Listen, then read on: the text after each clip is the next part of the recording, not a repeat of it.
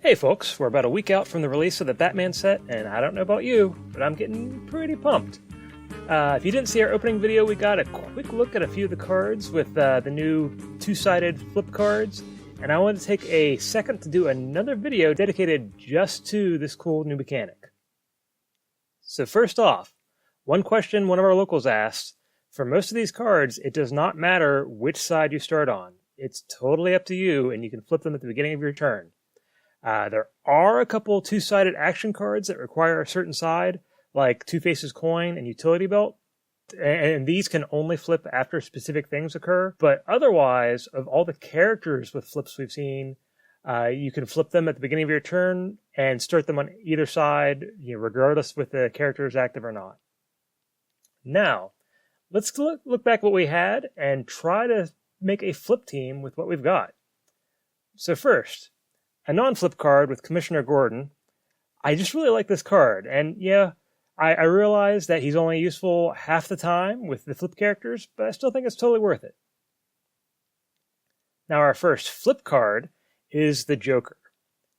He's nice to give your Batman-affiliated characters a boost on this one side, and on the other, you can lock down your opponent's Batman-affiliated characters. He's a nice utility card with some good defense. Generally, I'd prefer the super rare and throw in the Kal-El Global, but this one might actually be more useful in a limited format like Draft. So next up, we'll go to Talia al Ghul. She's mostly a good set of stats and some minor life gain. On her Batman-affiliated side, with Gordon out, that helps control her fielding cost, so she's a good attacker. On the villain side, she can sit back and just watch everyone else attack, and you gain some life gain. So it's a pretty sweet little card. Next up, we'll move on to Nightwing. Nightwing gives us a useful discount on action dice on his Batman-affiliated side, and on the other side, he makes them cost more for your opponent.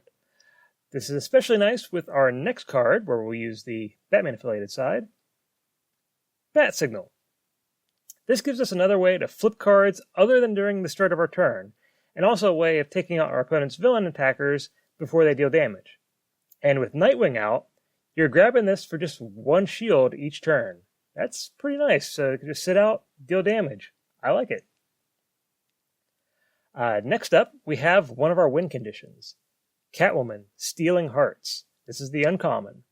On both of her sides, she just says she gains +1 attack each time you flip one of your cards. We have 4 flip cards so far, so every turn we have a 3 cost that can be a 5/2 on her level 1 face. That's kind of bananas. Give her some Overcrush or use Covert Ops, and she's an absolute beast. But we're not done with flip cards. If we go with the Overcrush route with Catwoman, one issue is your opponent has a character with fast. This will stop Catwoman in her tracks because she has this low defense, and because she'll get KO'd before she can actually deal her combat damage. That's why we're going to add Two-Face, where on his one side, he removes fast from all your opponent's characters, and they can't get regenerate either. And then on his other side, if your opponent doesn't have fast, well, we'll just have Two-Face here with fast and regenerate. Oh, and also we can use him just keep on flipping to give Catwoman yet another pump. Now we're giving +5. So, we've got one slot still open. And even though I've been going with stuff that I already have, this card's a little too good for me to not talk about here. Let me use the magic of video editing to bring him in here. And it's White Lantern Hal Jordan. While he's active, whenever you flip a character card, if that character is active, deal 1 damage to your opponent.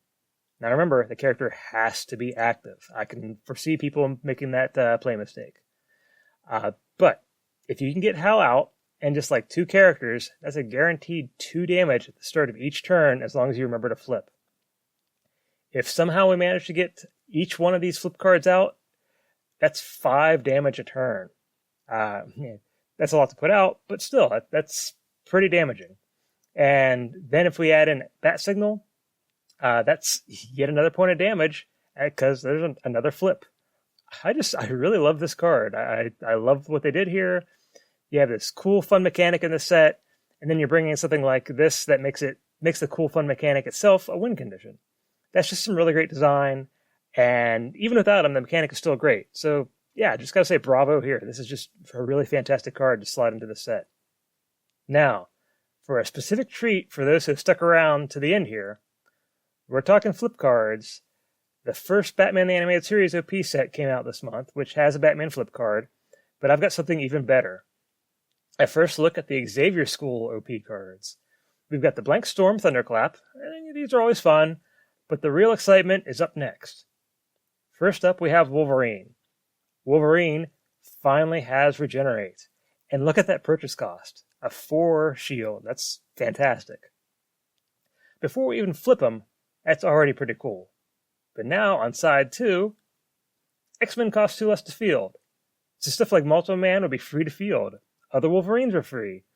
Marvel Girl Humanity is suddenly way more viable. This is great on an X-Men theme team. But wait, there's more. My favorite X-Man, Colossus, is back with his own great OP card. Once again, look at that purchase cost. Glorious. Iron Will is already fairly cool. And once again, we have what is a really good card before we even flip it. But now, Boosh. Field him, and a different X-Man gets Overcrush. You can give it to Wolverine, but I just love the thought of giving it to Kitty Pryde OP on a mission, the one that you can spin down other X-Men to give her +2/+2. So spin everything down, and all of a sudden she gets gigantic and has Overcrush. And if you think about it, that's 4 OP X-Men cards that would work great together. Now, going back to the flip team here, these may not fit in perfectly thematically with what we've got, but they're still strong enough to play off of each other. They could easily be slotted into this team and still be crazy good and still feed the flip frenzy, still pump Catwoman, give themselves Overcrush. It's just great. I mean, even just these 2 X-Men cards with these other flip cards would still work. I love it. So there we have it. This is just what I got from a very few packs that I got to open.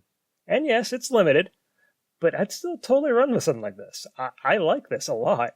So yeah, this set is going to be so much fun, and I cannot wait to start building with it.